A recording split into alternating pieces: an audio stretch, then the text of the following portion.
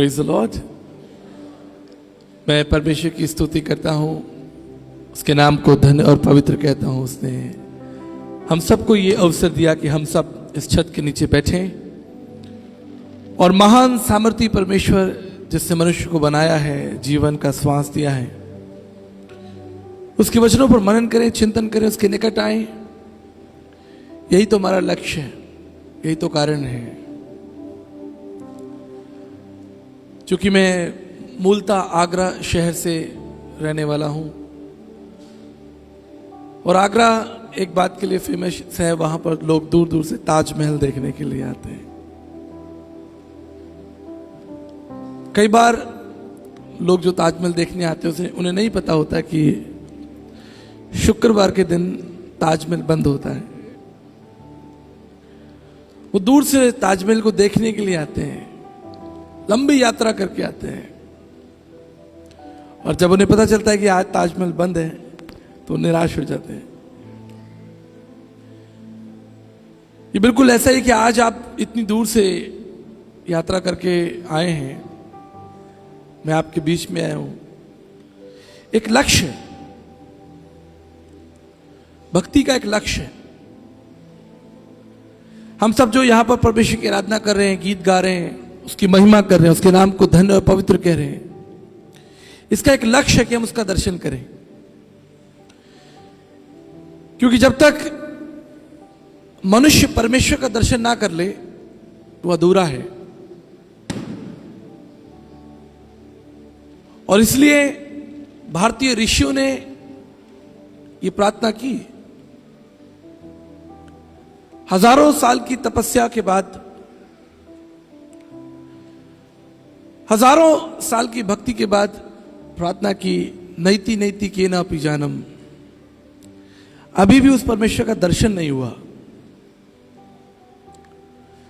आज आप इतनी दूर से आए या जहां कहीं से भी आए, हमारी भक्ति का एक लक्ष्य है कि हम उसका दर्शन करें, उसके निकट आए, उसे जाने।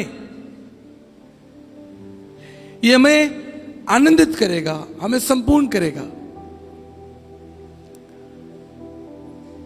जब तक मनुष्य परमेश्वर को ना जान ले,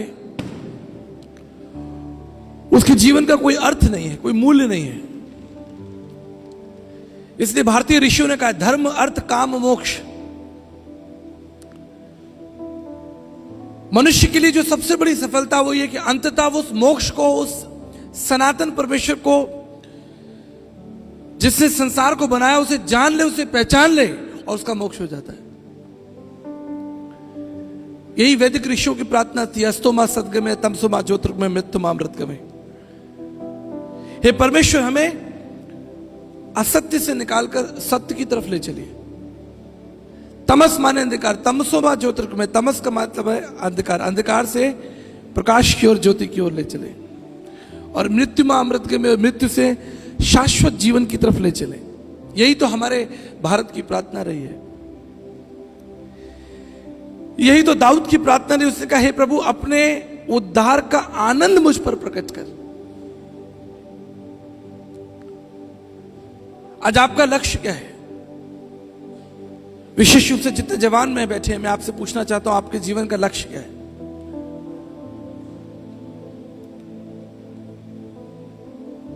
ये मेरे लिए बड़े सौभाग्य, बड़े आदर की बात है कि मैं परमेश्वर के वचन के साथ साथ अपने जीवन का अनुभव भी आपके संग साझा करूं। 13 वर्ष की आयु में पहली बार मेरे मन में एक जिज्ञासा हुई कि मैं उस सनातन, अद्वित, विराट, अगम्य परमेश्वर को जानूं जिसने संसार की रचना की है। 13 साल के बच्चे खेलते हैं। आज युग बदल गया। आज हम लोग, हमारे बच्चे जो हैं वो कंप्यूटर पर बैठे रहते हैं, मोबाइल पर बैठे रहते हैं। लेकिन आज से 30 साल पहले, 40 साल पहले ऐसी कोई व्यवस्था नहीं थी। लोग, बच्चे बाजार में इधर उधर, हम लोग खेतों में और मैदानों में क्रिकेट खेला करते थे।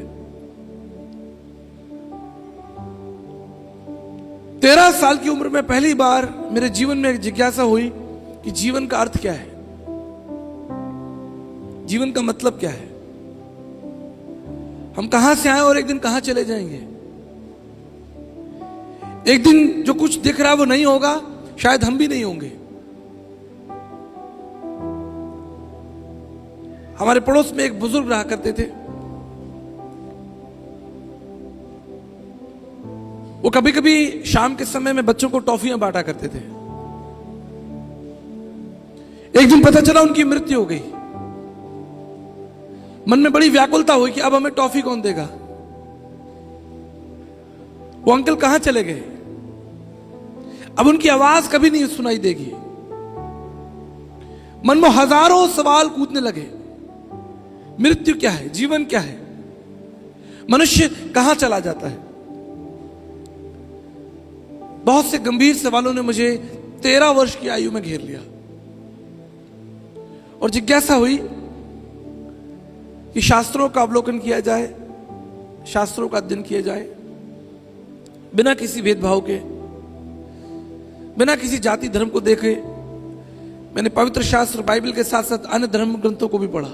लगभग 544 ग्रंथों का अध्ययन किया। वेद, उपनिषद, पुराण, शास्त्र, काव्य, अष्टावक्र गीता, अवधूत गीता, नारायण गीता, ऋग्वेद, यजुर्वेद, सामवेद, भारत के 9 दर्शनों का अध्ययन किया, आस्तिक नास्तिक दर्शनों का अध्ययन किया।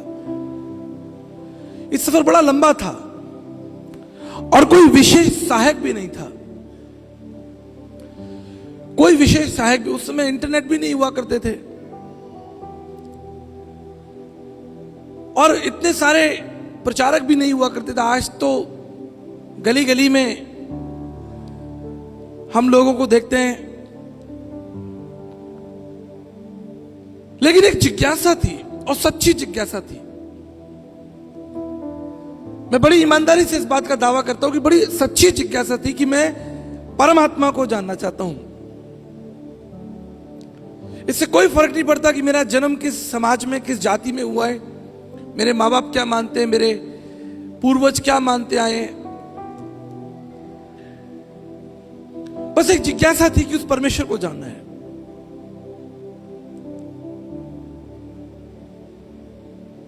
दर्शन कहता है, पापम पापात्मा पाप कर्मा पाप सम्मा त्राहिमाम त्राहिमाम पुंडक्षाम सर्व पाप हरे हरे। हे परमेश्वर, मेरे पापों को क्षमा कर दे,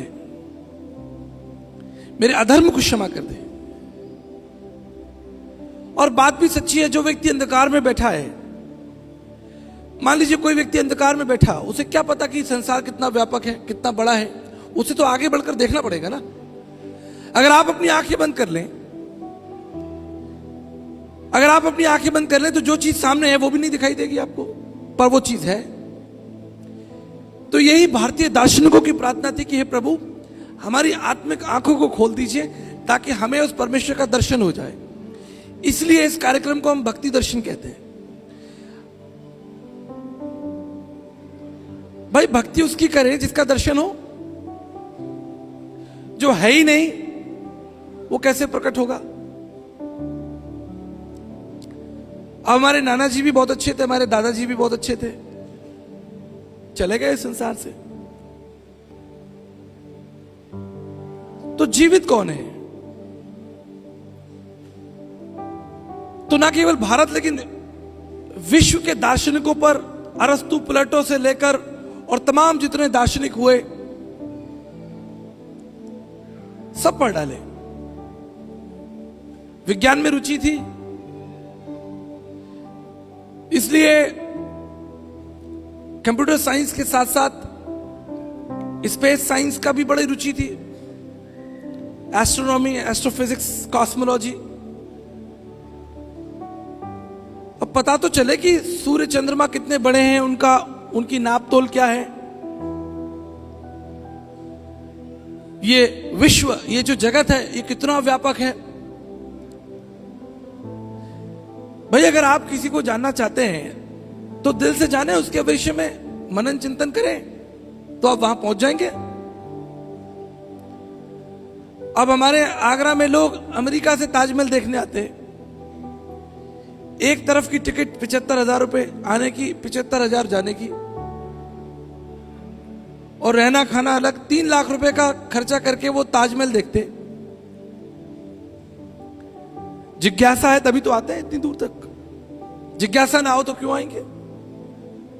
तो यदि आपके अंदर सच्ची जिज्ञासा है तो आप उस परमात्मा को जान लेंगे जैसे मैंने जाना। उसने अपने आप को मुझ पर प्रकट कर दिया। उसने कहा तू मुझे ढूंढ रहा है, ले मैं तुझे मिल जाता हूं। बड़ा सरल है, आप ढूंढे आप उसे पाएंगे, यही तो वचन कहता है। पवित्र शास्त्र बाइबल में यही तो वायदा लिखा है। तुम उसे ढूंढो तो तुम पाओगे। 13 साल की उम्र से ढूंढना शुरू किया, 17 साल की आयु में उसके निकट पहुंचा और 18-19 साल की आयु में उसे पा लिया। और जिस दिन पा लिया उस दिन से निकल लिया कि पूरे विश्व को जिसे पाया है उसका समाचार सुनाएंगे।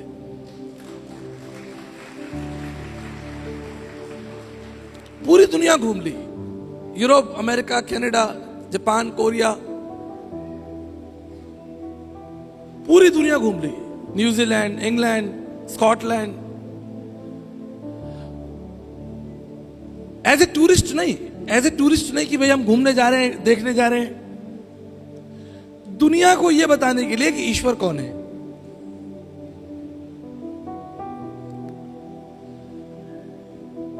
अब उदाहरण देता हूं आपको।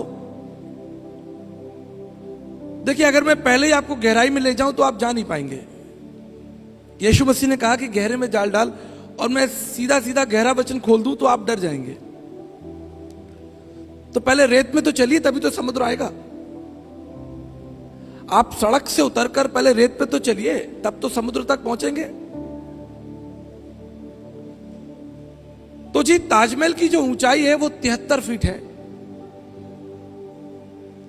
अब ये बात मैंने आपको बता दी, आपको पता चल गई। मैं आपको ना बताता तो आपको पता नहीं चलता। क्यों? क्योंकि आपके मन में जिज्ञासा ही नहीं है कि ताजमहल की ऊंचाई कितनी है। ये जिज्ञासा भी डालनी पड़ती है। ताजमहल की जो चारों मीनार हैं, जो ताजमहल के चारों तरफ हैं, वो 2 डिग्री बाहर की तरफ है, सीधी नहीं है, वो 90 डिग्री पे नहीं है। इसलिए क्योंकि अगर कभी भूकंप आ गया तो वो मीनार ताजमहल पे गिर जाएगी, ताजमहल टूट जाएगा। तो जो बुद्धिमान इंजीनियर थे उन्होंने कहा कि अच्छा एक काम करते हैं, इसको 2 डिग्री बाहर कर देते हैं। अगर कभी भूकंप आए और ये मीनार गिरे तो बाहर की तरफ गिरे, अंदर ना गिरे। जिज्ञासु लोग थे, बुद्धिमान लोग थे। आज भी 400-500 साल से खड़ा ताजमहल दुनिया देखने आ रही। ये उदाहरण मैं आपको इसलिए दे रहा हूं कि यदि आप सत्य के प्रति जिज्ञासु नहीं होंगे, आप कभी उसे नहीं जान पाएंगे, आप कभी उसका दर्शन नहीं कर पाएंगे। ये हवा में बातें हो जाएंगी, बस खत्म हो जाएगा।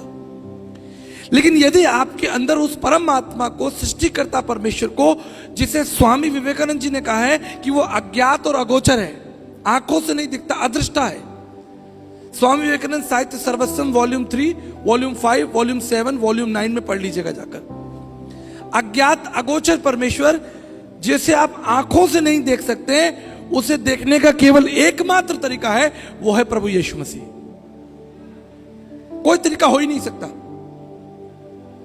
उसका भी मैं आपको कारण बाद में, अभी तो 3 दिन है बिशप साहब, 3 दिन है, सारे कारण आपको बताएंगे। ऐसे नहीं मैंने यीशु मसीह को जान लिया, मान लिया, पहचान लिया, बहुत रिसर्च की। एक वचन मैं आपके सामने रखना चाहता हूं जो बहुत महत्वपूर्ण है। आइज़ाया चैप्टर 53 वर्स 3 में लिखा है, उसे तुच्छ जाना गया और मनुष्यों का त्यागा हुआ, और वो दुखी पुरुष था, रोग से उसकी जान पहचान थी, और लोग उससे मुंह फेर लेते थे, और वो तुच्छ जाना गया और हमने उसका मूल्य ना जाना। ये यशाया भविष्यवाणी कर रहा है प्रभु यीशु मसीह के बारे में कि हम उसके मूल्य को जान ही नहीं पाए। क्यों? क्योंकि वो रथ पर नहीं आया, वो किसी राजा के समान, किसी बड़े अधिकारी के समान इस संसार में नहीं आया। वो तो दास बन गया, सेवक बन गया। इसलिए शिकागो धर्म संसद के अंदर जब स्वामी विवेकानंद जी को मौका मिला कि वो भारत का प्रतिनिधित्व करें, और भारत के अध्यात्म के बारे में चर्चा करें कि भारत के लोग ईश्वर के बारे में क्या सोचते हैं, तो स्वामी विवेकानंद जी ने 3 दिन प्रभु यीशु मसीह के बारे में प्रचार किया। फिलिपियों उसका 4था अध्याय उसके 6 पद में जहां लिखा है कि वो हमारे लिए शून्य हो गया। हम उसे इसलिए नहीं जान पाए क्योंकि उसने अपने आप को शून्य कर लिया, अपने आप को नम्र कर लिया, अपने आप को दीन कर लिया, अपने आप को मनुष्य की समानता में प्रकट कर लिया। अगर वो राजा बन के आता, उसके हाथ में तलवारें होती, भाला होता, तो दुनिया जल्दी पहचानती। लेकिन उसने अपने आप को सेवक बना लिया, अपने आप को दास बना लिया, और बहुत से लोग उसे नहीं पहचान पाए। लेकिन वचन कहता है जितनों ने उसे पहचाना, परमेश्वर ने उन्हें संतान होने का अधिकार दे दिया। हालेलुया। ये रहस्य है।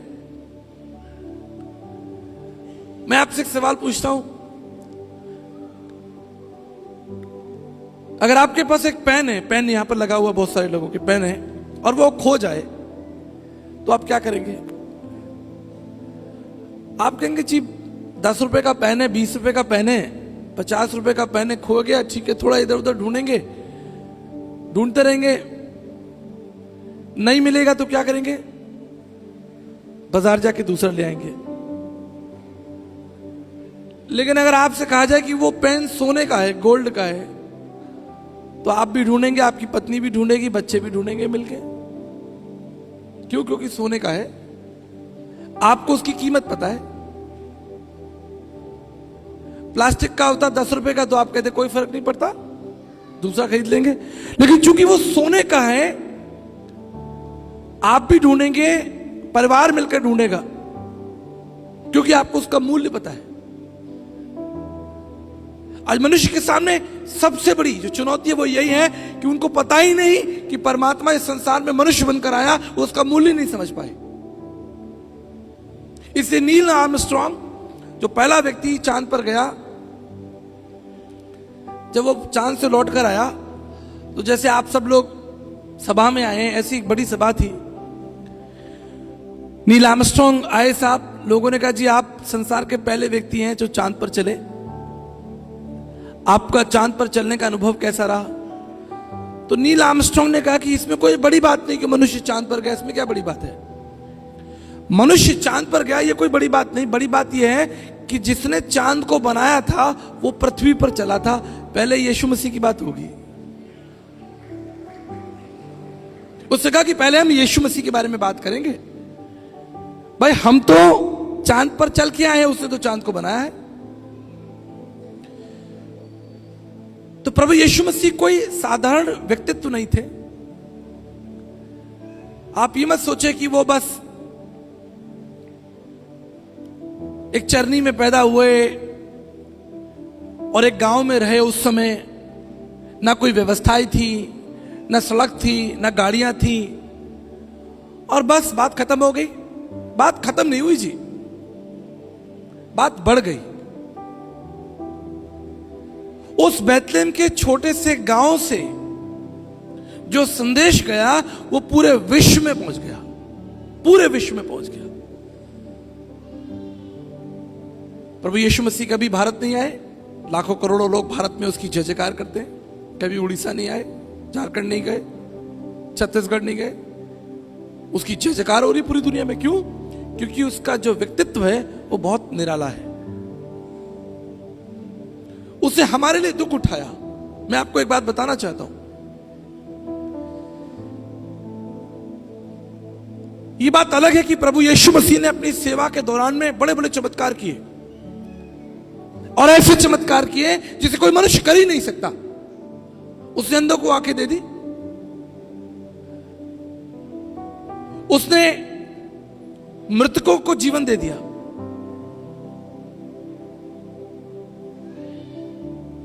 बड़े बड़े रहस्य हम उनके जीवन में देखते हैं। लेकिन जो सबसे बड़ा रहस्य मैं प्रभु यीशु मसीह के जीवन में देखता हूं, आइज़ाया चैप्टर 53 वर्स 7 में लिखा है, वो सताया गया तो भी सहता रहा। इस पर मनन कर लीजिए। वो सताया गया फिर भी सहता रहा और उसने अपना मुंह नहीं खोला।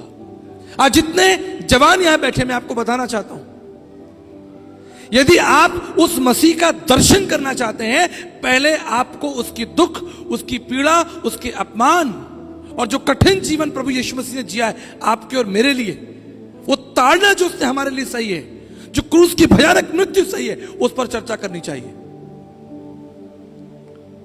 एक बड़ी सभा में मुझे बुलाया गया, कहा कि आचार्य जी आप यीशु मसीह के द्वितीय आगमन पर चर्चा कीजिए। मैंने कहा आपको क्या पहला आगमन पता है? क्या आप पहले आगमन के बारे में विस्तार से जानते हैं? क्या आपकी कलीसिया के लोग जानते हैं कि प्रभु यीशु मसीह ने हमारे लिए कितना दुख उठाया?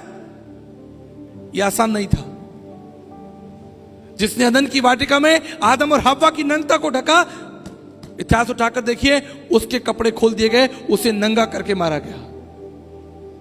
मसीह विश्वास चमत्कारों पर आधारित नहीं है। मसीह विश्वास प्रभु यीशु मसीह के, उसकी पीड़ा, उसके दर्द, उसके आंसू, उसके लहू पर आधारित है। कितना अपमान उसने सहा, कितनी पीड़ा उसने सही, शायद आपको इसका अंदाजा नहीं है। हमने इसके बारे में चिंतन नहीं किया, इसके बारे में मनन नहीं किया, हम भूल गए, हमने इस विषय को छोड़ ही दिया। हम मसीह के पास इसलिए आ रहे हैं ताकि हमें चंगाई मिल जाए, हमें आशीष मिल जाए, हमारे काम बन जाए। यह मसीह दर्शन नहीं है, यह मसीह भक्ति का लक्ष्य नहीं है। मसीह भक्ति का लक्ष्य है उस परमात्मा को, उस अदृश्य अगम्य सनातन परमेश्वर को जो मनुष्य बन के संसार में आया, हम उसे जान सकें, आत्मा में उसका दर्शन हो जाए, हम समझ जाएं कि यीशु मसीह कौन है, और आपका मोक्ष हो जाए, आपका नाम जीवन की पुस्तक में हो। आप उस सृष्टिकर्ता परमेश्वर को जो मेरे और आपके इस संसार में मनुष्य बनकर आया, हम उसे जान पाए, उसका चिंतन करें। अगर आप यीशु मसीह की सेवा को देखें, 3.5 साल की सेवा में उसका स्वागत बहुत कम था, बहुत कम स्वागत था। क्या स्वागत था? जब उसका जन्म हुआ तो आसमान में स्वर्गदूत आए, उन्होंने थोड़ा बड़ा गाना वाना गाया, चले गए।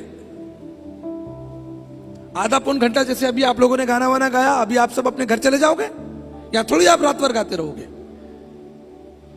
2-4 गीत गाए, स्वर्गदूतों ने चले गए। यूहन्ना बपतिस्मा देने वाला, उसने कहा कि भाई उसकी मार्ग सीधी करो, वो भी मारा गया। एक साथी मुश्किल से मिला कि उसका मार्ग सीधा करो, उसकी भी हत्या हो गई। ज्योतिषी आए, अरे मसीह का जन्म हुआ है, सोना मुर थोड़ा लुबान रखा, दंडवत किया, आगे वो दिखाई नहीं कहां चले गए, बस दंडवत करके चले गए, बस यही सम्मान था। वो सामरी स्त्री आई, दुखी स्त्री आई, एक परफ्यूम लेके वो प्रभु यीशु मसीह के पैरों पर रख दिया गया। मिला क्या उसको, मुझे बताइए आप, इस पर चिंतन मनन कीजिए। जकई अपने घर ले गया, थोड़ा स्वागत किया, खाना वाना खिलाया,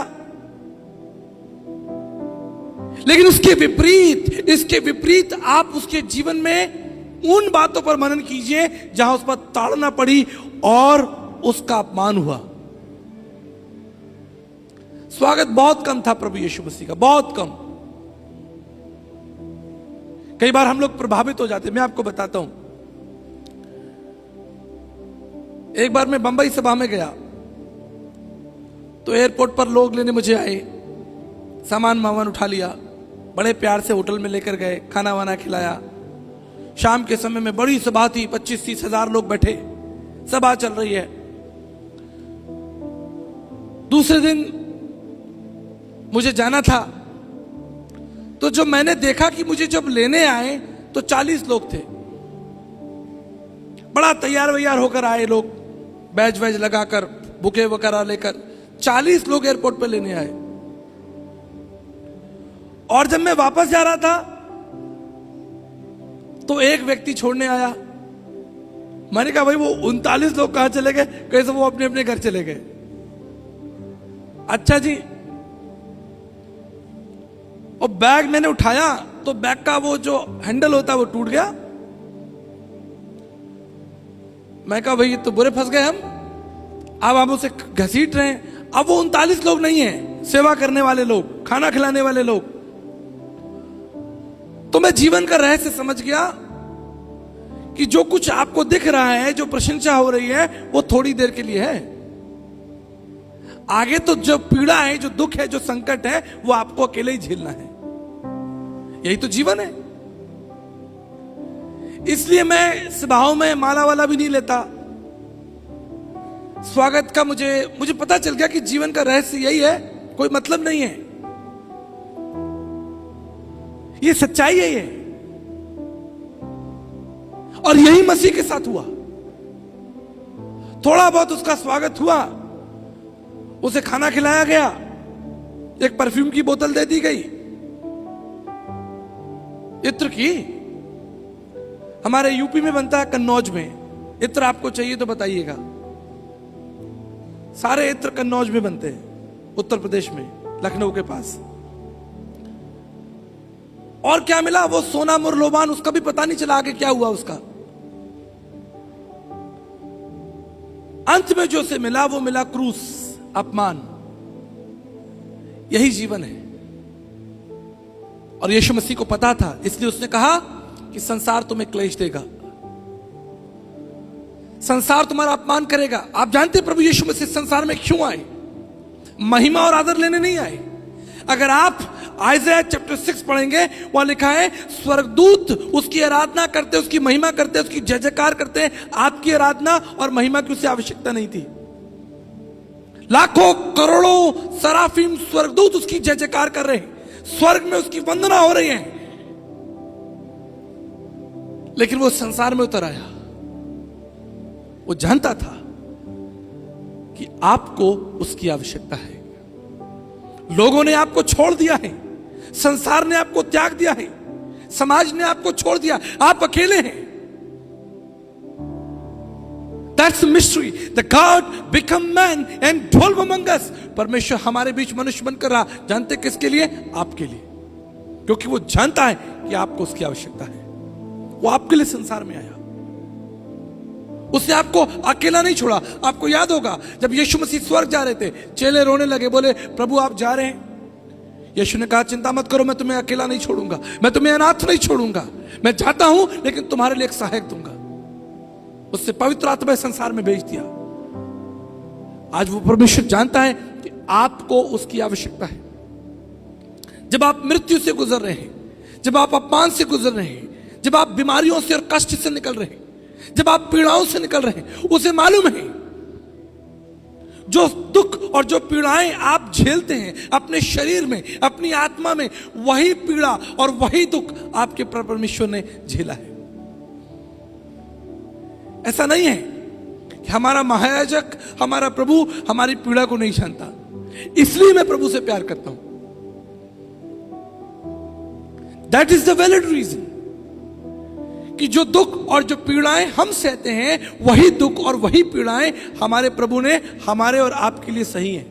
वो जानता है आंसू क्या होते हैं। जब जीवन में निराशा आती है, अकेले होते हैं, आप गिर जाते हैं, टूट जाते हैं, संसार आपको छोड़ देता है, जब आपके किसी प्रिय की मृत्यु हो जाती है।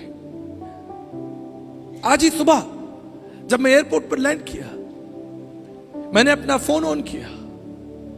मेरे एक मित्र जो जोधपुर में है, परमेश्वर के दास हैं, सेवक हैं, उनकी पत्नी का देहांत हो गया। उन्होंने मुझे फोटो भेजा, I have lost my wife.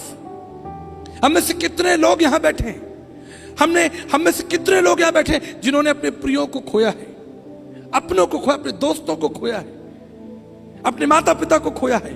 उस कष्ट को, उस पीड़ा को, उस दर्द को, उस अपमान को मनुष्य नहीं भर सकता।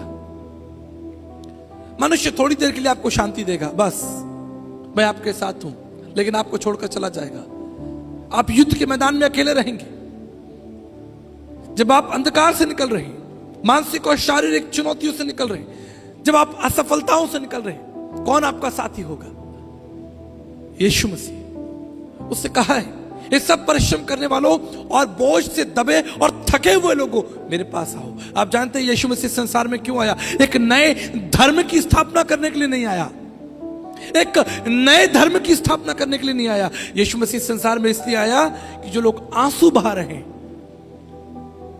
वो उनके साथ खड़ा हो सके, जो थक चुके हैं वो उनकी सामर्थ, उनकी ताकत बन सके, अपनी करुणा दिखा सके, अपने प्रेम को प्रकट कर सके।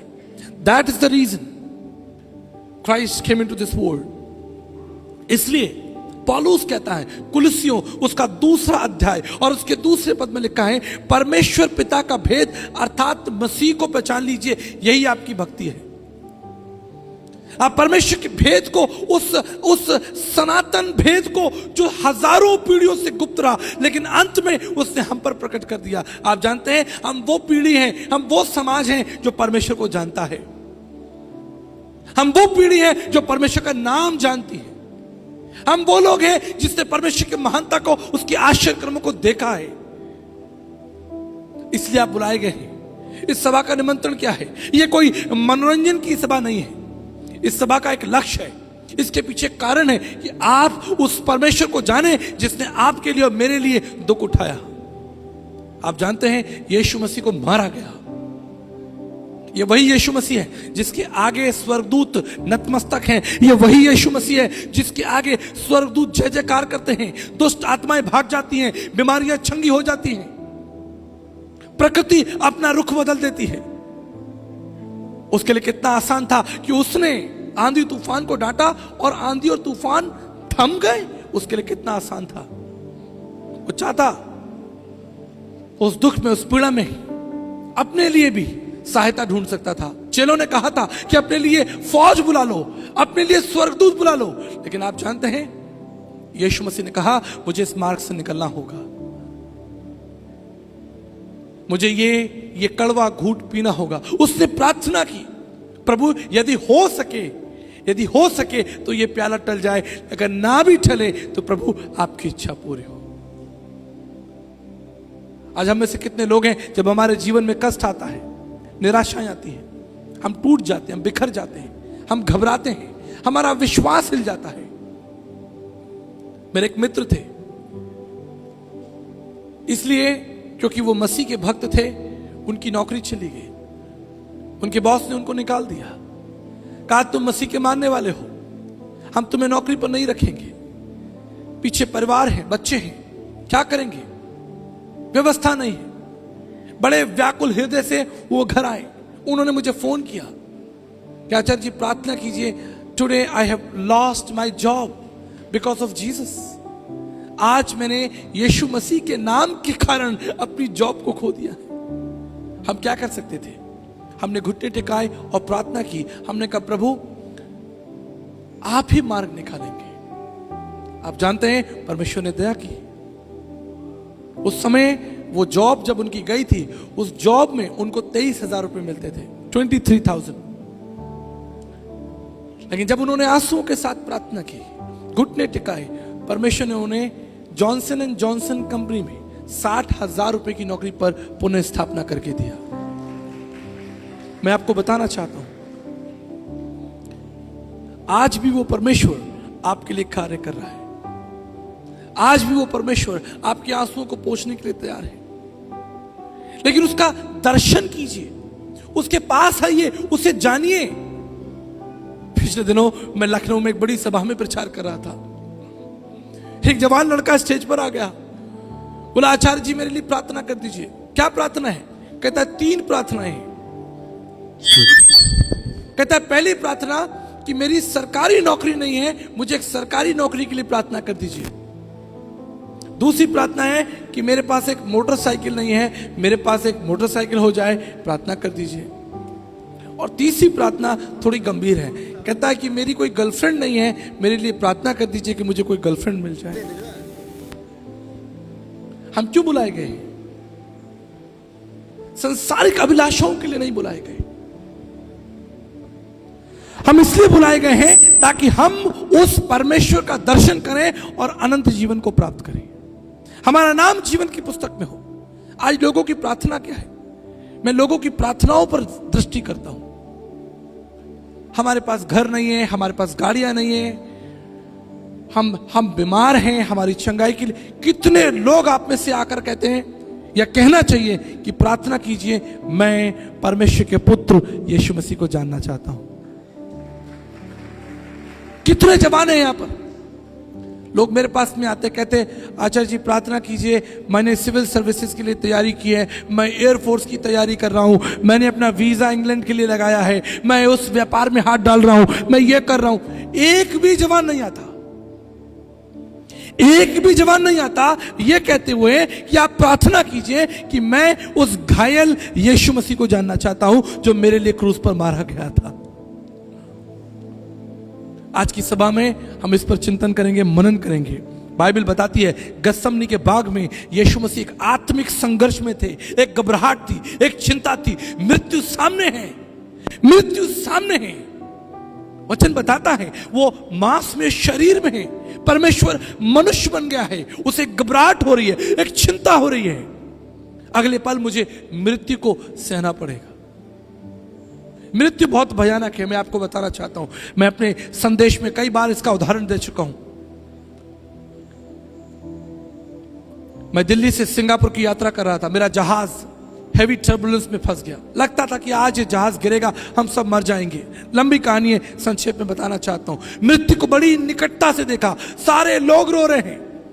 जहाज के अंदर जितने लोग बैठे, सिंगापुर एयरलाइंस, सभी लोग कांप रहे हैं, डर रहे हैं। मृत्यु सामने है। मृत्यु को मैंने बड़ी नजदीकी से देखा है। बाइबल कहती है जब मृत्यु यीशु मसीह के सामने थी, उसने एक संघर्ष को महसूस किया और प्रार्थना की और कहा कि प्रभु हो सके तो ये प्याला टल जाए। उसे धोखा दिया गया, गिरफ्तारी हो गई। आज मैं आपसे पूछना चाहता हूं, आज एक सवाल मैं आपके सामने रखना चाहता हूं। यीशु मसीह ने कहा जो कुछ संसार ने मेरे साथ किया है वो तुम्हारे साथ भी होगा। आज लोग आपके विरोध में हैं, समाज आपके विरोध में है, झूठे मुकदमे आपके ऊपर लगाए जा रहे हैं। बाइबल कहती है कि यीशु मसीह को कोड़ों की मार, आज कोड़ों की मार नहीं है। आज कोई कोड़ा लेके आपके पीछे नहीं आएगा, लेकिन बातों से ही आपको मार देगा। इतनी बातें करेगा, इतनी बुराइयां करेगा आपकी, इतने दोष लगाएगा कि आप दोष पा कर ही मर जाएंगे। आपको लगने लगेगा अंत में कि मैं इतना बड़ा गुनहगार हूं, पूरी दुनिया मेरे विरोध में खड़ी है। उन कामों के लिए आप पर दोष लगाया जाएगा जिसे आपने कभी नहीं किया। आप पर झूठे मुकदमे होंगे, आपको कीलों से ठोक कर मारा जाएगा, आपके कपड़े खींच लिए जाएंगे। आज संसार की हालत देखिए, बाइबल कहती है सारा संसार पाप में पड़ा है। The whole world is in sin. हमारे यहां उत्तर भारत के अंदर बड़े बड़े अधिकारी, पुलिस ऑफिसर्स घूस लेते हुए पकड़े जा रहे हैं। कोई आत्महत्या कर रहा है, कोई अपने आप को मार डाल रहा है। संसार के अंदर एक भयानक भगदड़ मची हुई है। लोग रो रहे हैं, त्राही त्राही है। यही भारतीय ऋषियों की प्रार्थना थी, त्राहिमाम पुंडरक्षाम सर्व पाप हरे हरे। हे प्रभु हमें इस बंधन से निकालिए, इस अंधकार से निकालिए। कौन हमें बचाएगा? चारों तरफ त्राही है, कहीं शांति नहीं है। लोगों के अंदर प्रेम खत्म हो गया है, शांति खत्म हो गई है, करुणा खत्म हो चुकी है। समाज के अंदर एक युद्ध चल रहा है, एक शीत युद्ध चल रहा है। जाति जाति और भाषा भाषा की लड़ाइयां शुरू हो गई हैं मेरे प्रियो। लेकिन मैं आपको बताना चाहता हूं, अब भी आपके पास एक आशा है, अब भी आपके पास एक शक्ति है। अगर आपको लगता है सब कुछ खत्म हो गया है, आप टूट चुके हैं, बिखर चुके हैं, सब कुछ नष्ट हो गया है, मैं आपको बताना चाहता हूं आज भी एक जीवित आशा है और उसका नाम यीशु मसीह है। हालेलुया। आप कितनी भयानक परिस्थिति में क्यों ना हो, पूरी दुनिया आपके विरोध में हो, सारा समाज आपके विरोध में हो, आपने सब कुछ खो दिया हो, आपकी नौकरी चली गई हो, आपका स्वास्थ्य खराब हो, आपको लगता है कि आप नहीं हो सकता। मेरे कई मित्र थे, उन्होंने गिव अप कर दिया, उन्होंने कहा आप कुछ नहीं हो सकता, आप कुछ नहीं हो सकता। मैं अपने जीवन के सबसे कठिन दौर में चल रहा हूं, मेरा व्यापार समाप्त हो चुका है, मेरा स्वास्थ्य खराब हो चुका है, मेरा परिवार गलत मार्ग पर निकल चुका है, मेरे बच्चे परमेश्वर को छोड़कर जा चुके हैं, कोई आशा नहीं है। There's no hope. लेकिन मैं आपको बताना चाहता हूं, यदि आज आप इस संदेश को सुन रहे हैं, मेरी बात याद रखिए। परमेश्वर का वचन, पवित्र शास्त्र बाइबल, यूहन्ना उसके 16 अध्याय और उसके 33 पद में परमेश्वर का वचन कहता है, ढांढस बांधो, मैंने संसार को जीत लिया है। हालेलुया। आपको समझना होगा, आप संसार से नहीं लड़ सकते, आप संसार से नहीं जीत सकते। संसार को जीतने वाला केवल एक है। इसलिए दाऊद कहता है भजन संहिता उसके 46 अध्याय और उसके पहले दूसरे पद में कि परमेश्वर मेरा शरण स्थल है। The God is my refuge and my fortress. मैं उसमें शरण लूंगा। आप संसार के ज्ञान में शरण मत लेना।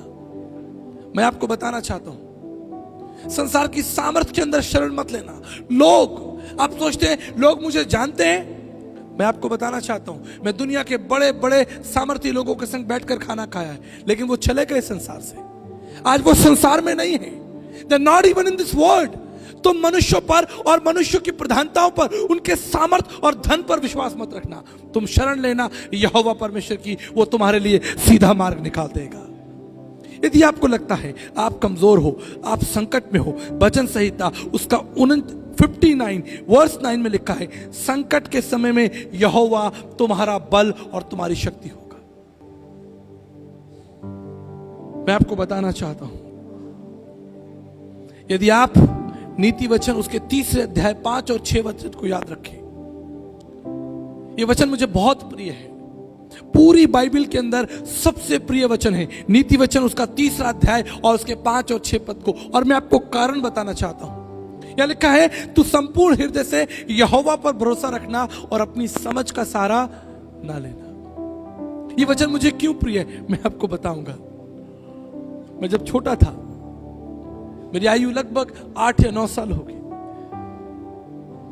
मेरे पिताजी रेलवे में ऑफिसर थे और कई बार मुझे मौका मिलता कि मैं उनके लिए भोजन लेकर उनके ऑफिस में जाऊं दोपहर के समय में। मेरी मां मुझे भोजन का डिब्बा देती और मैं अपनी साइकिल चलाकर अपने पिताजी के ऑफिस जाता। और जब मैं ऑफिस जाता, मैं क्या देखता कि मेरे पिताजी के मेज के पीछे बड़े बड़े शब्दों में यह पोस्टर लगा रहता था। मुझे बाइबल के बारे में कुछ नहीं मालूम था, मुझे परमेश्वर के बारे में विस्तार से नहीं मालूम था, लेकिन आप जानते हैं मैंने पढ़ना सीख लिया था, मैंने समझना सीख लिया था। वहां लिखा है, तू संपूर्ण हृदय से यहोवा पर भरोसा रखना और अपनी समझ का सहारा ना लेना।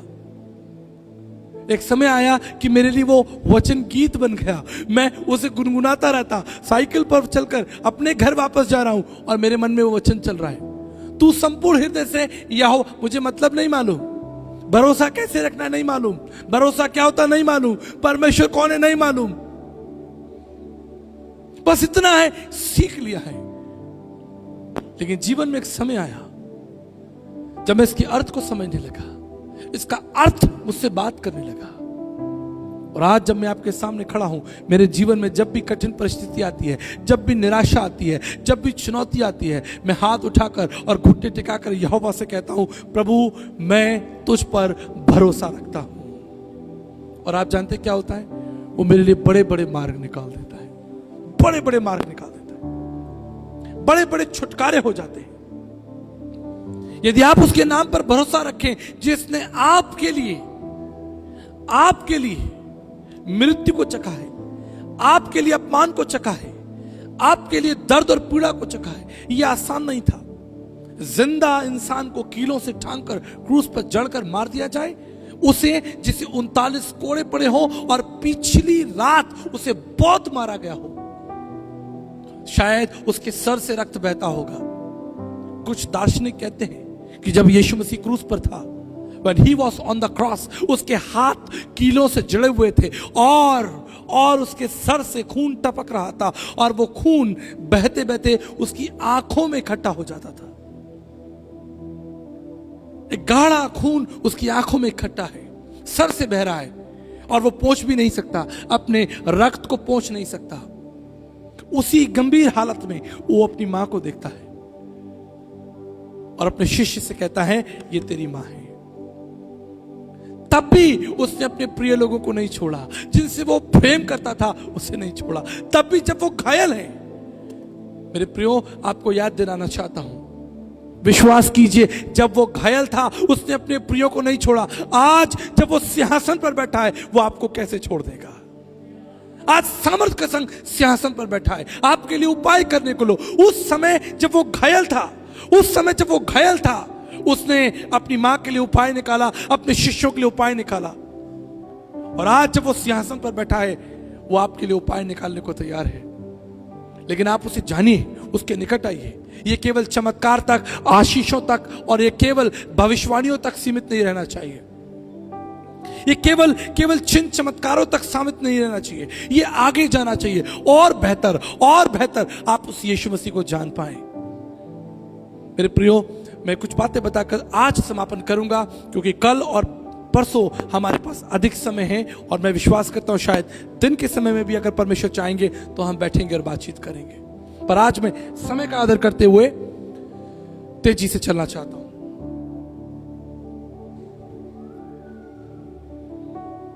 8 नवंबर 2008 को परमेश्वर ने मुझे एक बेटी दी, मेरी बड़ी बेटी, जिसका नाम आर्निका है। मेडिकल कॉम्प्लिकेशन की वजह से डॉक्टर्स उसे आईसीयू में ले गए। मैं आईसीयू के बाहर खड़ा था, उसे देखना चाहता था, उसे छूना चाहता था। डॉक्टर्स ने कहा कि आज आप उसे नहीं देख सकते, हम कल आपकी मुलाकात उस बच्चे से कराएंगे। दूसरा कल आया, डॉक्टर्स ने कहा कि शायद आज भी हम आपको नहीं देखने देंगे, लेकिन आप विश्वास कीजिए, कल आप उस बच्चे को देख पाएंगे। मैं आपको बड़े विश्वास से यकीन दिलाना चाहता हूं, वो सारा दिन और सारी रात, 2 दिन और 2 रात मैं सोया नहीं। 2 days and 2 nights। ये बड़ा कष्टदायी होता है। यदि आप 2 दिन और 2 रात ना सोएं, तीसरे दिन आपको चक्कर आने लगेंगे, आप अस्वस्थ हो जाएंगे, आप बीमार हो जाएंगे। तीसरे दिन परमेश्वर का अनुग्रह हुआ और मैं आईसीयू में गया और अपनी बेटी को देखा। मैं आपको सच बताना चाहता हूं, मेरी पूरी दुनिया बदल गई। जब उस छोटी नन्ही बच्ची ने आंखें खोली और मुझे देखा, अभी हमने उसका नाम नहीं रखा था, अभी तो मैंने उसे गोद में भी नहीं उठाया, अभी तो मैंने उसे प्यार भी नहीं किया, सिर्फ देखा और मेरी पूरी दुनिया बदल गई। ये मेरी बेटी है, she is bone of my bone, blood of my blood, flash of my flash. मैं बाहर आया, मैंने परमेश्वर का धन्यवाद किया और मैंने परमेश्वर से कहा कि प्रभु, आज मैंने तुझे जान लिया है। यह एक रहस्य है। अब मैं एक पिता हूं और पिता बनकर मैं अपनी बेटी को देख रहा हूं। वो चारों तरफ उसके वो वायर्स लगे हुए हैं, ऑक्सीजन लगा हुआ है, वेंटिलेटर के अंदर रखी है। और मैं डॉक्टर से कह रहा हूं, डॉक्टर साहब, इस बच्चे को बचाने के लिए जो भी पैसा खर्च होगा मैं दूंगा। I will give my best to save the life of this child. आप जानते हैं,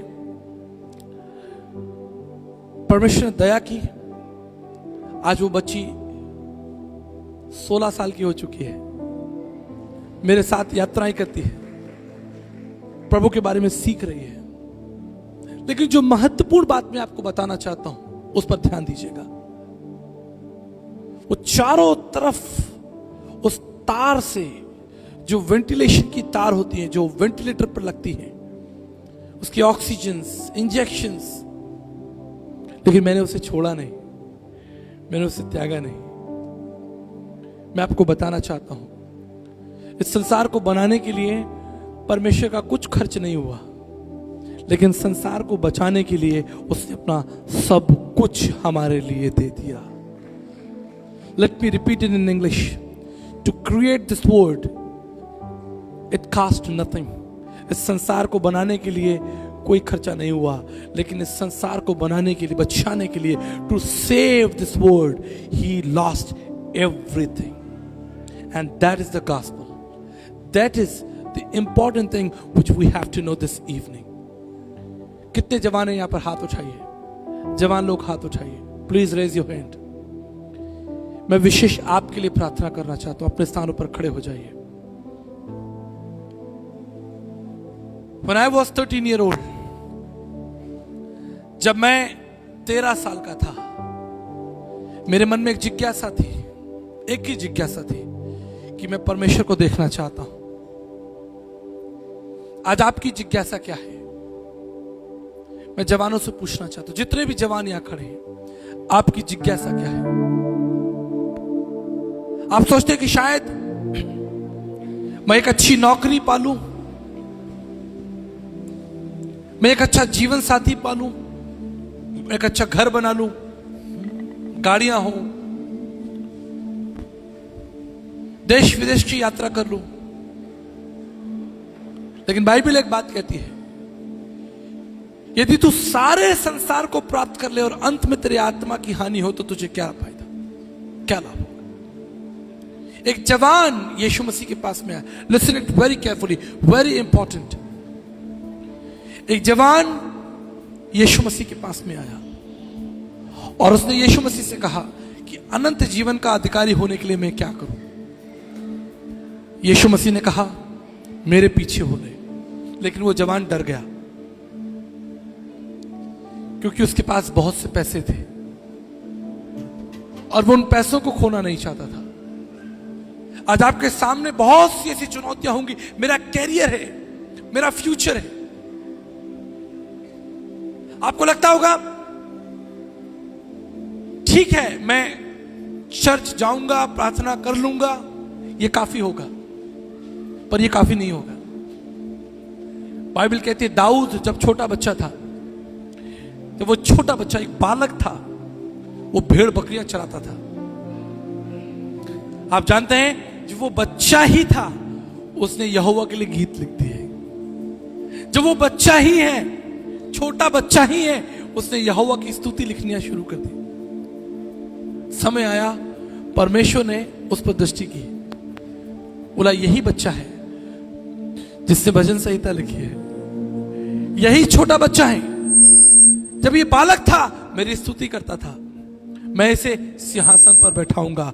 आप जानते हैं उस गडरिये को परमेश्वर ने राजा बना दिया। हालेलुया।